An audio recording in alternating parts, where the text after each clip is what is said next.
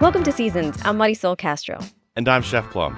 You may have ideas about the kinds of food that Native American communities ate, like squash, corn, berries, and beans. This hour, we get a better understanding of Indigenous food traditions and how those traditions are being reimagined. Today, an exploration of Indigenous food and Native cuisine in Connecticut, New England, and across the country. Later this hour, we'll talk with Navajo chef Freddie Bitsoie, the author of the cookbook New Native Kitchen. But first, Indigenous educators from two of Connecticut's tribal nations talk with us about their personal and cultural connections to food. Nakai Clearwater Northup is a member of the Mashantucket Pequot and Narragansett tribes. For a decade, he's been the lead educator of the Mashantucket Pequot Museum and Research Center in Ledyard. We asked him to start by giving us some history of the tribes in our state. Connecticut itself is a Pequot word, meaning long tidal river. Currently, there's 5 tribes in the state of Connecticut. The further you go back in history, there were more smaller tribes throughout the state as well, river tribes. But presently, it's the Mashantucket Pequots, the Mohegans, the Eastern Pequots, Golden Hill Pagussets, and the Schaghticokes. We think of all this great food in Connecticut. That's all we talk about here on this program. And the first thing that pops in my mind is obviously pizza. And I think about burgers, all these things Connecticut is made famous for. But, there's a lot of local indigenous ingredients in our state. So when we say like local indigenous ingredients from Connecticut, what are we talking about? I always tell people we're extremely fortunate for the area we live in as far as resources that the lands provide us. We're here in Connecticut, you have the forests, which are abundant with deer, turkey, squirrel, rabbit, but you're also going to get your acorns, your hickory nuts. The mushrooms this time of year are just blooming like crazy. So we're getting chicken of the woods, hen of the woods, oysters, trumpets, and then the coast. We're spoiled with that as well. We have, all the shellfish, our quahogs, our oysters, scallops, mussels, and blue crabs. And then as our summer months come around, we get our blueberries, our strawberries, and this time of year, we're getting our cranberries. So I always tell people, historically, it was really hard to starve here once the land came to offer all these gifts to us. And those are all indigenous resources to the state of Connecticut. This is fantastic. I know when we were brainstorming ways to amplify the voices of indigenous people in our state. As Plum says, we are obsessed with food. Mm-hmm. But, it's easy to say, oh, pizza, Italian.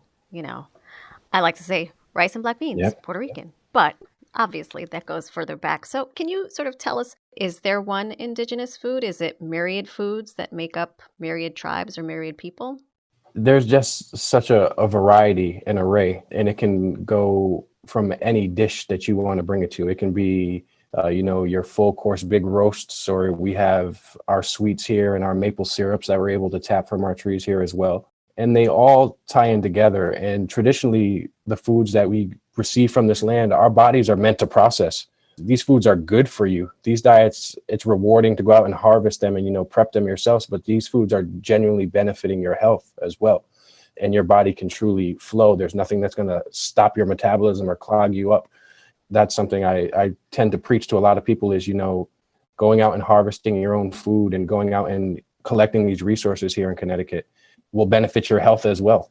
You talked about those chicken of the woods mushrooms. I have some growing on my street, tons of them all over this tree. And my wife, she won't let me cut them. She's like, don't bring those in the house. I'm like, they're delicious. They'll be amazing. She goes, we're definitely not eating them. I'm like, yeah, we are. And my daughters are on board, want to eat them with me as well. They're great. Yeah. So Nakai, we know there's not one native cuisine, there's tons. But what are some of the culinary traditions that you personally practice or would like our listeners to know about? A big one for our area is smoked fish. So traditionally when we had wild salmon here, bluefish, tautog, herring, eel, even those are all common fish that we smoke. And a really common meal in this area is succotash, which is corn, beans, and then really any meat you want to put in it. And succotash comes from, the 3 sisters, which is commonly taught about indigenous people is, corn, beans, and squash. And you grow those crops together, companion planting, and you'll yield healthy crops, and they work together. So corn grows on a stalk, beans grow on a vine, they wrap around that stalk. Corn needs a very nitrogen-rich soil to grow. Beans put nitrogen into the soil as they grow. And squash has a big leaf, it blocks out the sun, and you don't have to go in there and weed your garden all day long. It's funny how that works. As I'm listening to you talk and I'm thinking about, going to farmers markets or even just the food evolution that we've seen even over the past 5 years, and I see signs in my own grocery store, buy local, buy local. Indigenous people Yeah, were as local got. It was absolutely. you sort of set the standard for how we as consumers, some of us choose to buy our food. But I wonder with the work that you do, how do you spread or how do you educate about Indigenous people, specifically through food? Because I know you're an educator, you're an activist, you're a parent. But is food a tool to explain and sort of educate about what Indigenous people do or did or still do? Absolutely. And Indigenous food really is all about seasonality because traditionally, if you wanted your blueberries or your strawberries, you had to wait until June and July. You couldn't just go to your local store and go pick it up. You had to wait. So our diet revolves around the full moons of each year. There's 13 full moons in a year, and each full moon represents something is ripe and ready to eat, or it's time to go do something. The present moon coming up in November is going to be our hunting moon or the beaver moon. It's prime hunting season. In August, when we have our annual powwow Skamitsin, that's our green corn moon. In July, that's our blueberry moon. In June, that's our strawberry moon, and so on and so forth. And we have Thanksgivings for those. And it's not Thanksgivings like how we think today with, stuffing and turkey. It's literally, we're thankful because we've waited a year or so for that plant to come back and now it's ripe and ready. So we're celebrating the return of that crop and the harvest to come. Let's talk a little bit about growing up. I grew up down south. And so to me, I think of Southern food. I grew up eating fried chicken, coleslaw, sausage and gravy, food that's not really... It's not expensive to make, it's easy to make. So everybody has these dishes that they kind of grew up with. What's a dish that kind of speaks to you? Something that you make, when you make it or someone makes it for you, you think to yourself, that's home. The seafood here, Pequot translates to people of the shallow water. We're a coastal people. So good old fashioned Pequot clam bake is home. When you're going out and you're working to grab the rockweed at low tide and you're coming back and you're getting your lobsters and your blue shell crabs and your quahogs and steamers and corn, it really ties in everything that New England today embodies, that good seafood. When you would think of those kind of dishes, though, like having the lobster or having the clams, yeah, what would you serve with them? Would there be some kind of drawn butter? Would there be some sort of sauce with it? Or, would it just be straight steamed and like steam it in the salt water? You're going to steam in salt water a lot of times. A lot of our food is low and slow traditionally because you're cooking in clay pots. Yeah. So you're not putting that directly over the fire. And that clay pot is also going to add flavor into it as well. It's common you see in Mexican cooking as well. And that's going to add flavor to it. Also, the woods we're cooking with, we're fortunate to have hickory, maple, apple woods. And, that provides a lot of flavor to these foods. And smoked foods and low and slow cooked foods are really common in this area. Corn is a very common meal in this area. So the corn that we grew isn't like sweet corn that you go get in the market today. It's a flint cap corn. It's drier, so it's meant to grind and preserve and last longer. So making dishes with that. One of my hobbies is cooking. And I have a guest cooking appearance coming up at an Indigenous chef's restaurant in Rhode Island. Don't tell Plum that. He may join you. I hope so. That sounds great. We're looking to, use traditional Indigenous ingredients, but give them, today's flair. So making snapping turtle pozole, making pawpaw sorbet, and just so many different things to tie into it. There's so many ideas that we're working on right now, and, having people eat traditional ingredients, but in ways they're comfortable with, because food really is booming today with social media and people want to go try interesting new dishes and making it more palatable and in a way people are comfortable eating them. I think the way that food education is now with people, with chefs and people who just have such respect for food, even the indigenous foods, like when you say making a dish out of snapping turtle, people don't just, oh God, what are you talking about? It's way more accepted now. More respect is paid to it. Have you seen that kind of change over the years as more food education has happened? More people now are interested in knowing where their food came from, knowing that it was safely harvested and sustainably harvested. And they're getting more comfortable with things that we've been doing for thousands of years. Everyone's going back to, holistic treatments for medicine and their diet as well. And that's huge because that's what worked. There's things that we eat today that, our bodies aren't meant to process. And as Indigenous people, that's something that has affected us greatly with diabetes numbers and things along this, because we were used to eating, for example, the Plains tribes, they were used to eating bison. But when those bison were wiped out and they were given flour and milk, today they created fry breads, which, are huge all over the country. But that's a food that we made because our main food source was gone. Interesting to hear you say that about a food source being gone, because we did want to touch upon food sovereignty. Yes. I'm born and raised here, but my family was all born and raised in Puerto Rico. And I'm not sure if you saw that there was an op-ed piece a couple of weeks ago about how food has really changed in Puerto Rico. Yeah. And knowing that as a people, you can harvest and grow the food that you tend to, I think really gives you a sense of pride, a sense of belonging, especially for a place Absolutely. like Puerto Rico that is so stymied in its identity. Mm-hmm. Can you talk to us about what food sovereignty means for Indigenous people? Is it important? How do you preserve it? How does it enhance who you are and what your identity is? Food sovereignty is a huge movement going around Indian country presently. A couple of years back, we had a food sovereignty conference right at the museum, and tribes from all over the country attended.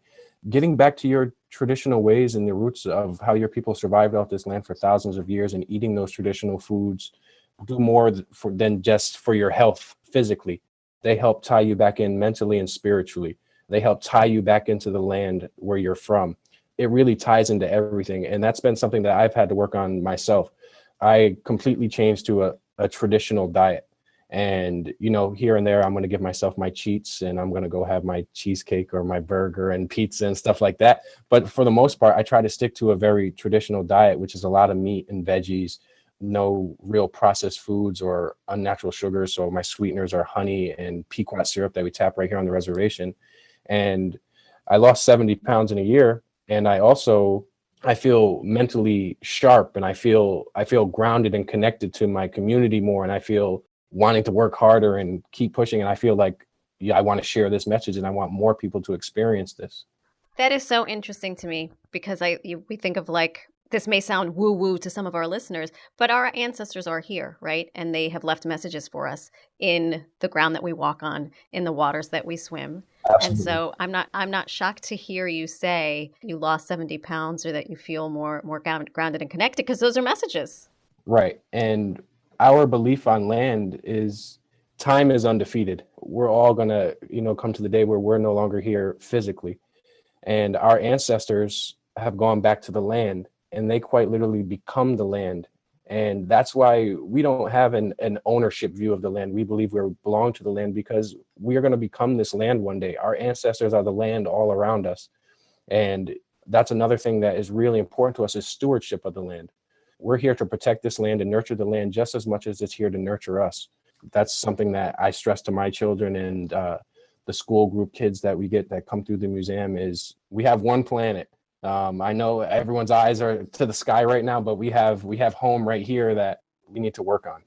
Thank you so much for taking some time and hanging out with us. And I say it all the time, and I'd love to hear a smart individual like yourself reinforce it. Eat like your grandparents' ate. Absolutely. Thank you, Nakai.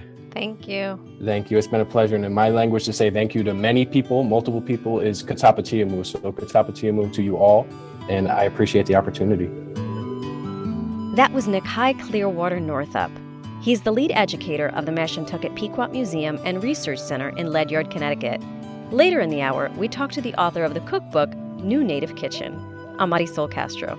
And I'm Chef Plum. Coming up after the break, we'll learn about some of the traditional foods and celebrations of the Mohegan tribe from anthropologist Rachel Sayet. Rachel also dispels some of the myths about the first Thanksgiving. I teach people that it wasn't this happy feast, but it was actually a meeting that was set to negotiate land between the colonists and the Wampanoags. None of that really went well. You're listening to Seasoned. We'll be right back.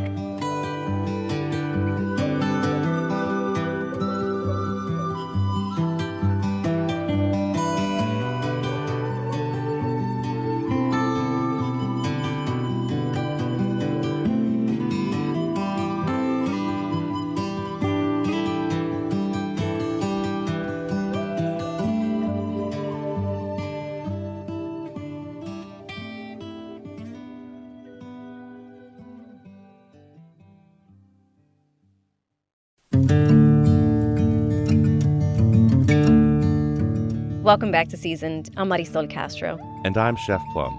We're exploring Indigenous cuisine this hour with a focus so far on native foods right here in New England. Our next guest is Rachel Sayet. She's a member of the Mohegan Nation and an Indigenous educator. She has a degree in restaurant management from Cornell and a degree in anthropology from Harvard. Rachel is the author of the paper, A Celebration of Land and Sea, Modern Indigenous Cuisine in New England. Rachel, thank you so much for joining us here on Seasoned. Thank you for having me. Now, can we start a little bit with your early cooking influences? Like, who was some of the early influences to your culinary journey?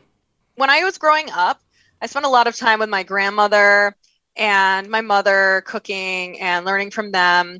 And my grandmother actually is of Jewish Russian descent on my dad's side. On my mom's side is the Mohegan side.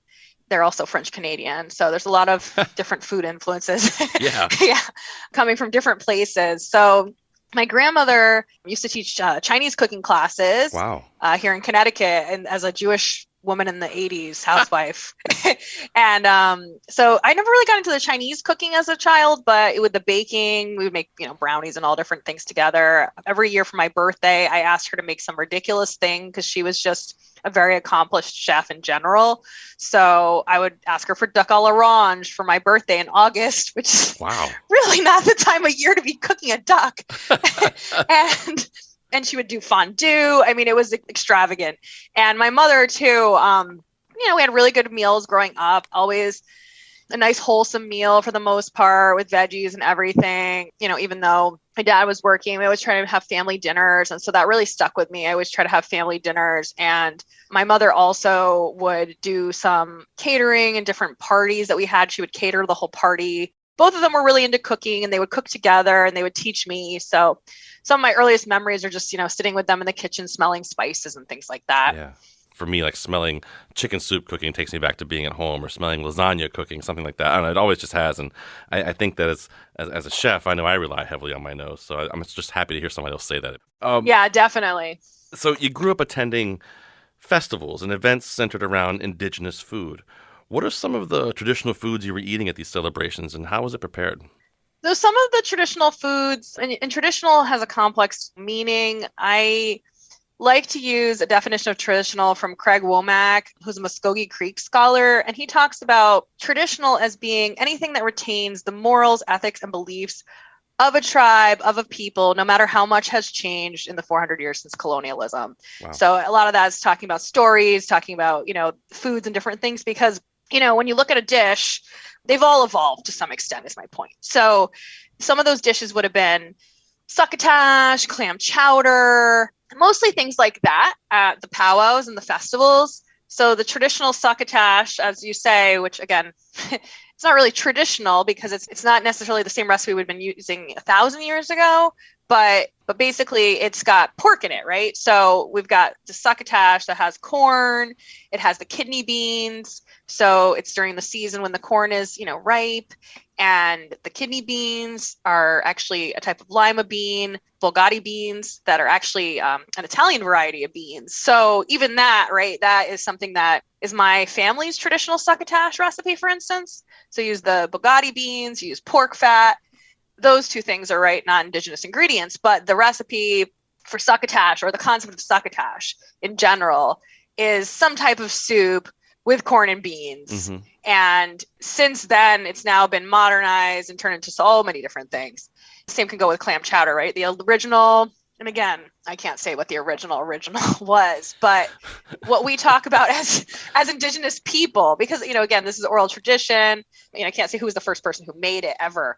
But when we talk about it, amongst myself, the Narragansett tribe, there was even an article that I worked with some Narragansett folks on clam chowder. We talk about it being, the original clear broth chowder without the milk, without the cream, right. Just indigenous ingredients. And so even at a powwow or celebration, you're going to get all different forms of these things, right? So they're traditional in the sense that they've become traditional. And that's the way I kind of look at it. And even when you look at something as complicated as the fry bread, that's something that has become a tradition, the fried dough, for a lot of different Native people. Right. But it's definitely not something that was pre-colonial. And soups were very, very common food amongst all these indigenous communities here in New England because they were filling, they were easy. We had really good pots, even pre-colonially. We have these pots at Mohegan called Mashantucket, which are very unique specifically to Mohegan. They found many remnants in archaeological digs, and our archaeologists at Mohegan have actually recreated some of them. You can find some of them in the Tantaquidgeon Indian Museum in Uncasville. So the pots would be going all day, and so no one would ever go hungry, and people could just grab some soup. When people think of the first Thanksgiving feast of 1621, it's largely a myth. As an Indigenous scholar and educator, how do you set the record straight when you give lectures about how Natives experienced what Americans think of as Thanksgiving? Yes, thank you for asking that. I grew up not knowing really the true history of Thanksgiving, even, in my family. And later on in life, when I was working at Harvard, at the Peabody, and different places, started digging more into actually the archival records and the colonial records and finding information from some of those early colonial accounts that do document the first feast in various different forms. And they talk about the fact that there most likely was no turkey. There was probably some venison there, and there was squash or pumpkins, obviously pumpkin being a type of squash at that point. We had all these different varieties of pumpkins and squashes, all these different ancient varieties. And then lobster, clams, things like that. And the turkeys just weren't very, very good. They were really skinny. So we didn't really eat a lot of turkey. So there was that piece of it. But in terms of the actual history part of it, I teach people that it wasn't, this happy feast that we talk about in school or that we learn about in school, but it was actually a meeting that was set to negotiate land between the colonists and the Wampanoags. And it was a 3-day meeting where no women were really invited. So basically, the Native people had gone and gotten a bunch of food for this meeting. So they went and, shot some deer and all these different things. That's basically why there was food there. It was actually a land negotiation meeting, and we all kind of know what happened. None of that really went well. Native people lost their land at the end of the day. It's actually a really tragic scenario that played out. The word Thanksgiving, it actually comes from these days of thanks that the colonists would celebrate every time there was a massacre of Native people. For instance, King Philip's War in the 1670s was this massacre that occurred. And it was a couple years long, this war, but in the end, it was the largest kind of bloodiest war in New England history.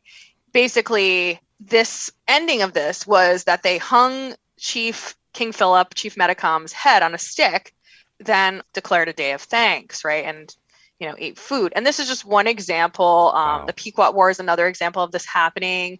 There's records in these colonial accounts.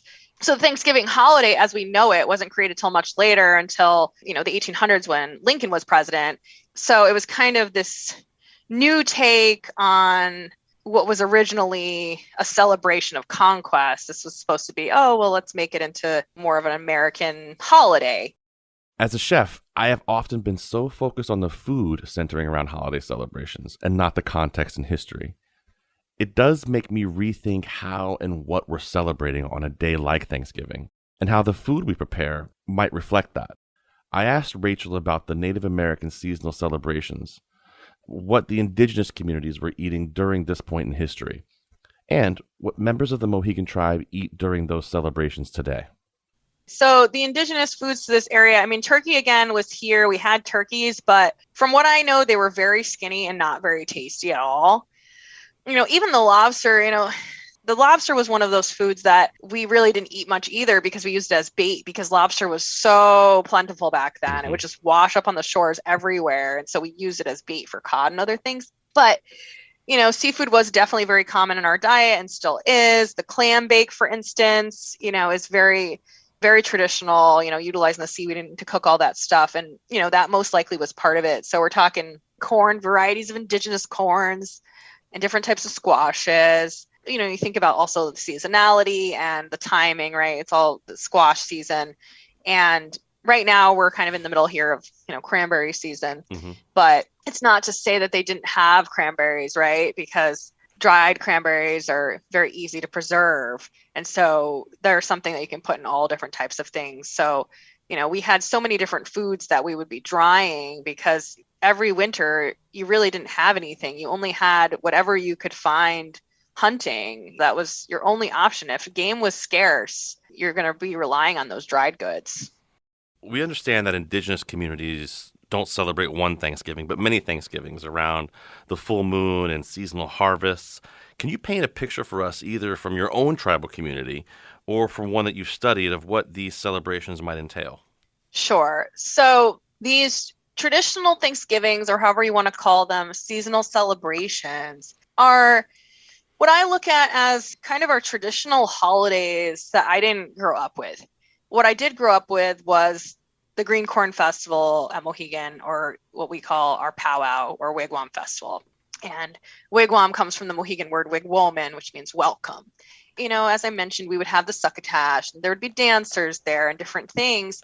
But it was based on the ancient concept, and is based on the ancient concept of celebrating this green corn, because it's the time where, you're drying the corn out on the kernels at the end of the summer, or you're drying it out on the cobs, and then you're going to, use it for grinding and various other things. Because it was such an important part of our sustenance, it was one of the main festivals.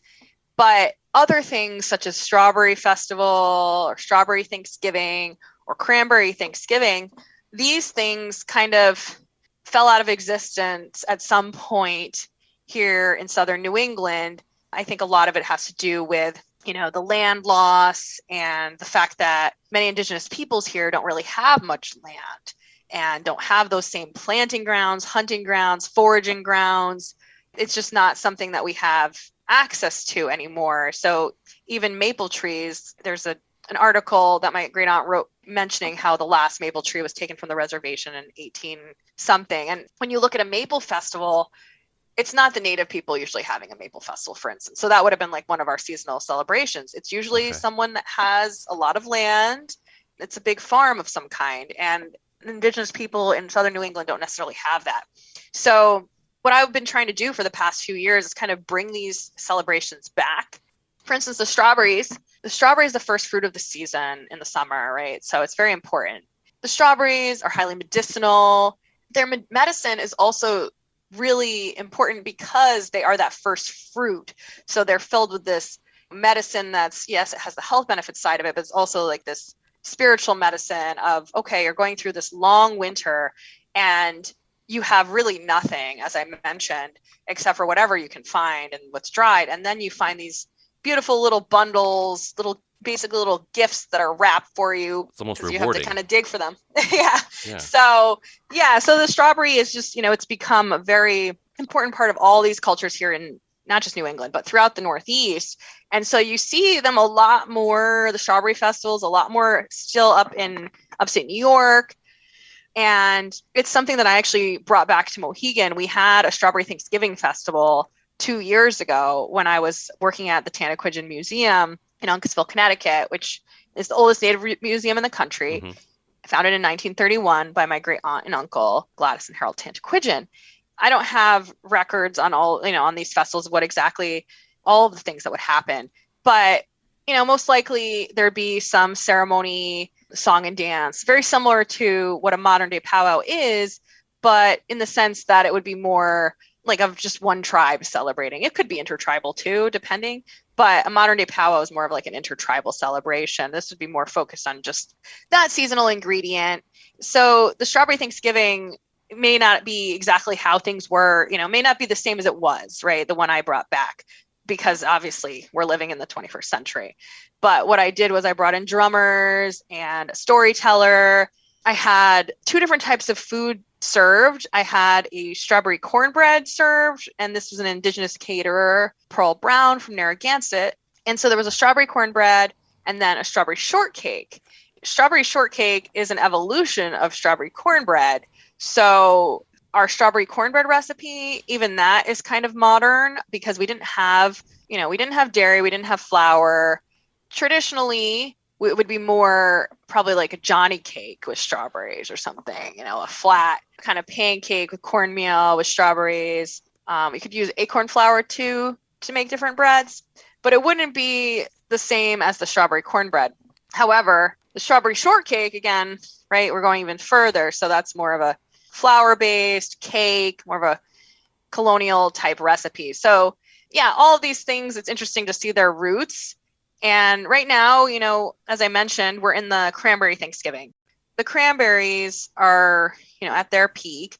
And over at Aquina Wampanoag in Martha's Vineyard, they actually have a cranberry day every year, which I believe is only for tribal communities. A strawberry Johnny cake, I'm in. Strawberry cornbread, I'm in. Strawberry shortcake, I'm in. I love all these things. I mean, we can make cranberry shortcake. I can go all day on this stuff, but I love how it's celebrated and how the food plays such a big part in it.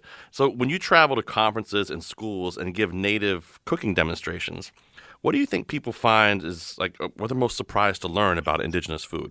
I think they're just surprised to learn that it's everywhere and that, most of the foods that we eat are Indigenous foods. 75% of the foods that we eat are from the New World and, not all Indigenous to New England, but, Indigenous to the New World. So I think that's something that people don't necessarily think of until they start learning about these things. And one more thing would be that sometimes people don't realize, right, that we didn't have pigs or cows or chickens. That's something that obviously was brought in the very early days of colonization and caused a lot of destruction to the plants and animals that were already here. And the ecosystem changed very fast. That's something that really, affects us as we do this work, trying to revitalize the native foods, because there's just been so much change to the environment. Yeah, absolutely. Well, listen, Rachel, I appreciate your knowledge. I appreciate you sharing all these things with us here on Seasoned. Thank you so much. Happy Cranberry Thanksgiving. That was scholar and anthropologist Rachel Sayet. She's a member of the Mohegan Nation and an Indigenous educator. I'm Marisol Castro. And I'm Chef Plum. We're going to take a short break. When we come back, we talk with Chef Freddie Bitsoie about his cookbook, New Native Kitchen. The book really does just say, okay, look, this is what Native American food is, but we're also evolving. This is Seasoned. We'll be right back.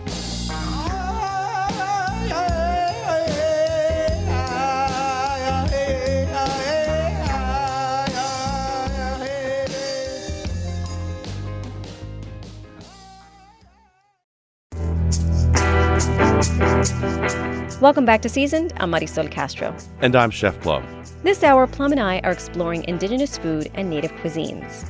Our next guest is an award-winning Navajo chef and the former executive chef at the Smithsonian National Museum of the American Indian. Freddie Bitsoie is the author of New Native Kitchen, celebrating modern recipes of the American Indian. Freddie Bitsoie, welcome to Seasoned. Thank you so much. So we understand that you grew up watching PBS cooking shows. Yes. And you considered yourself a culinary detective. Do tell.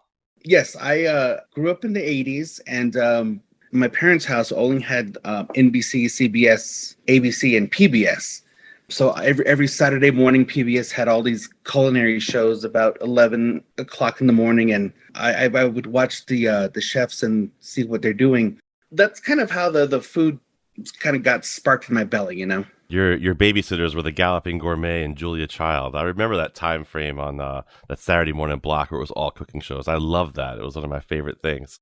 Well, I'm guessing that's what got you into the kitchen, but you learned a bunch of traditional Navajo cooking techniques from your grandmother, right? Can you tell us about some of that? Yeah, pretty much from my grandmother and all my aunts. And if we had a big ceremony, all the women would be cooking and all the men and boys would be helping with the manual labor, like building things, rounding up the cattle, rounding up the sheep and everything. So it was really difficult to try to stay with the whole cooking concept.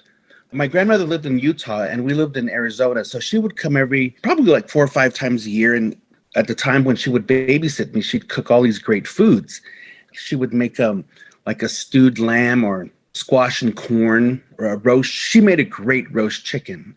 There were things that she did that I kind of just mimicked from watching her do it. And even now to this day, like I still remember how she did things. So with Navajo tradition and most native cultures, most recipes were never really written down. So there has to be this continuity about guessing how these recipes were made. And that's pretty much, I guess, how we can go back to the whole detective of native food concept is we're just really not sure and clear about how these recipes were prepared. So with research and stories, experience, these are kind of the recipes that I create. So we have this generalization of how people eat in the Southwest, but living and experiencing it, that's just not the case. You know, these are type of things that I kind of bring up with the way that I cook and how the recipes are developed, or how I research older recipes and try to understand what people do. Because when we make like the staple Navajo dish is a mutton soup, and there's no onion in it. There's only potato, carrot, celery, and the meat. And the technique that's used for that particular soup is what I call the steeping method. Is you just put everything in the same pot with water and then just kind of let it simmer for a great 4 hours. You know, when it comes to French cooking, you know, there's no layering or building of a soup where you have to sweat the aromatics, and then you add the seasoning, and then you add the protein, and then you remove the protein, and then you add the vegetables, and then you let that cook, and then you put the protein back in. There's really nothing in that capacity as far as a lot of Native American soups. So it's just kind of like a familiarity of how people make this particular soup throughout the Southwest. Since I studied anthropology in college, I kind of equate that kind of study and think this is fascinating that just based on so many different, a few miles away, people have different ways of cooking. This leads me to my question about Indigenous cuisine. Mm-hmm. What misconceptions are there? You know, is dessert part of Indigenous cuisine, or is it not? I wonder if you could tell us what those are. The misconception with Indigenous cuisine is with a European concept, there's no course idea. And so everything's kind of presented at the same time, and it's all communal. So the family shares it, or the community shares it, or the group shares it. And it's not a formal event. You know, people don't put on a dinner jacket or anything in that capacity. You know, that's the way that it's a place where people actually communicate and don't have to pretend to be somebody else. Everybody kind of just strips down to who they are and what they've experienced, and then that's what they share together. And when I plan menus or when I do events, the soup, the appetizer, and the entree will all be Native American, but the dessert I'm just not good at because the dessert concept is not a Native American thing. So that always has to be in I guess in anthropological terms, the desserts are always bastardized. Well, that kind of works with the title of your book, The New Native Kitchen. It kind of works Yeah. with the title. You know, you Yeah. kind of put something new in there, but adding your flair to it. Mm-hmm. Talk about your approach to cooking for us for a second, and how do you work to honor both the traditions of the past while making, you know, your food modern, as the title of the book suggests, New Native Kitchen? Yeah. Most stews in the book contain wine, and wine is not an ingredient for Native American cuisine. But as a cook, I love what wine does to stews. When you add wine as an ingredient, people are like, oh, that there's something in this recipe that tastes really good. There's a soup in there, and the original recipe that I've researched was seawater, clams, and sunchokes. That was the common soup that was created long before colonization from Nova Scotia down, probably, I would assume, to Virginia. So when the English came, they added their cream and their butter and their flour, and that's how you got New England clam chowder. So it's kind of like this progression. There's no such thing as an original recipe. So when I make these dishes, I have to understand that perhaps acidity was not a big part of Native American cuisine. So like vinegars, wine, lemon, limes, like it was never really a big part of the ingredient for certain dishes. But today, it's kind of like this common thing. When we make salads, you have the acid and the fat, the oil, that make the vinaigrette. It's something that we really grew to learn and appreciate. And fat is really one part of Native American cuisine that really isn't there. So cooking with oil, cooking with butter is not something that you'll really find in Native food. So most recipes don't have any dairy in them. So, if you thumb through all the recipes except for the desserts, to make that modern change, I use coconut milk for the fat substitute instead of butter or milk or cream. Chiles figure prominently in Native cuisine, but I wanted to talk a little bit about some other essentials in Native cuisine, like sage. Sage really is a big factor of Native culture in general. It's in abundance. It's everywhere. So Native cuisine does not have a spice rack. Like, you can't go to a Native American store and there's sage and rosemary or cedar, juniper kind of bottles saying, "Oh, cook with these ingredients." It's not part of the food culture. I would ask my grandmother, and we'd be watching the chefs and cooks of the world on PBS. I would say, "How come Navajos don't have like spices or seasonings that European cooks are using?" And she would say, "Well, we just use what's available." So sumac. And I never knew people ate cactus. Oh, yeah. Growing up as a kid. Even though I lived in Arizona, we were at the Safeway in Flagstaff and we were driving to the Grand Canyon or something, and my grandma was with me. And they had the nopales in the produce section. And I said, "What's this?" Her response to me was, "That's not our food." And I didn't understand what she was talking about. But as I got older, I asked her, I said, "When you told me that that's not our food, what did you mean?" Her response to me was, people grow up in their respective areas. They cultivate their own foods. So if we go in there and we start cultivating their food, we're taking what they're meant to eat.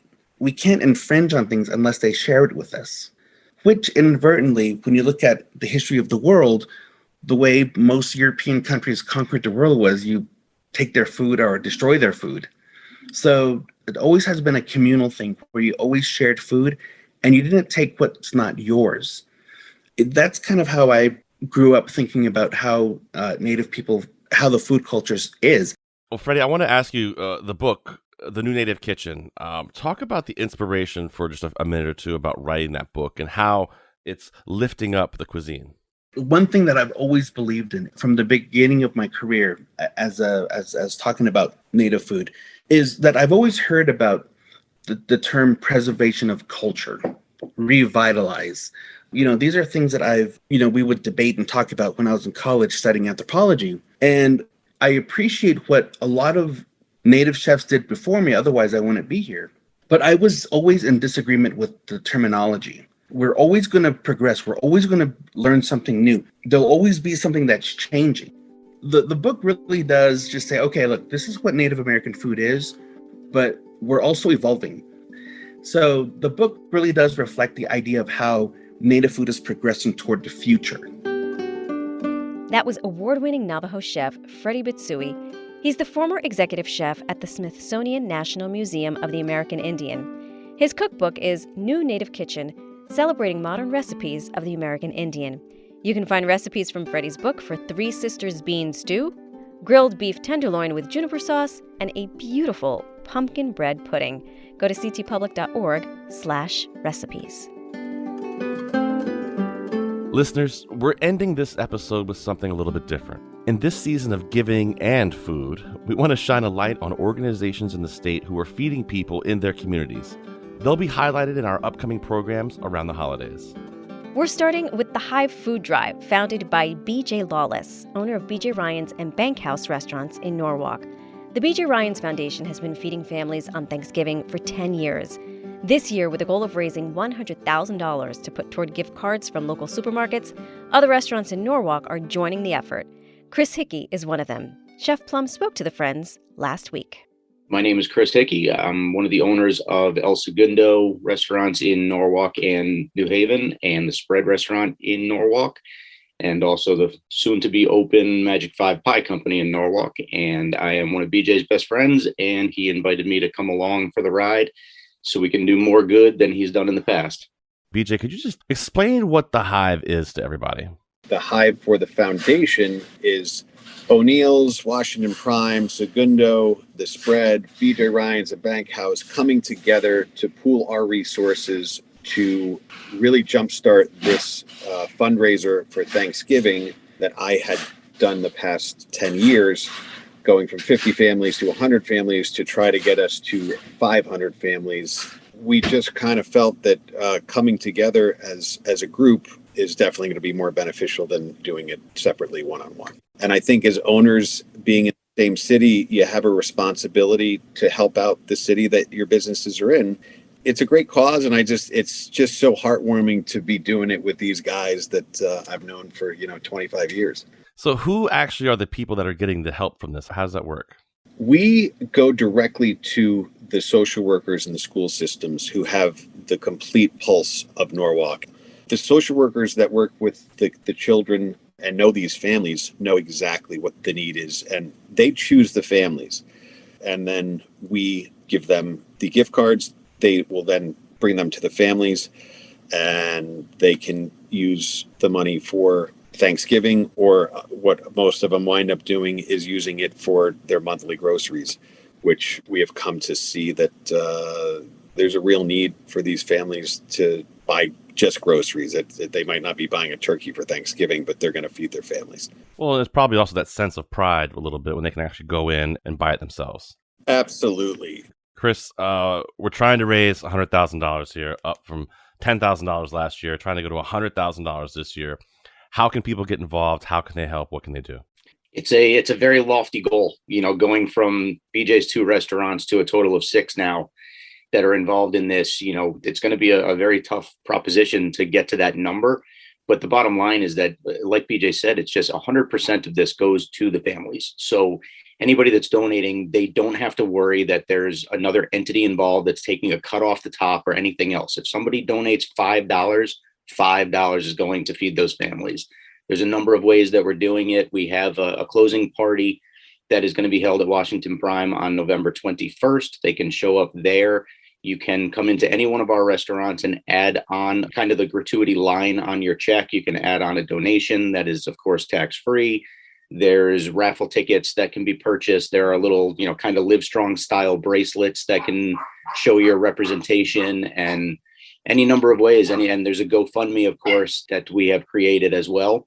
People can log on to that through any of our websites or the restauranthive.com. We just want to make it bigger and better. The more good we do, the more families we're feeding.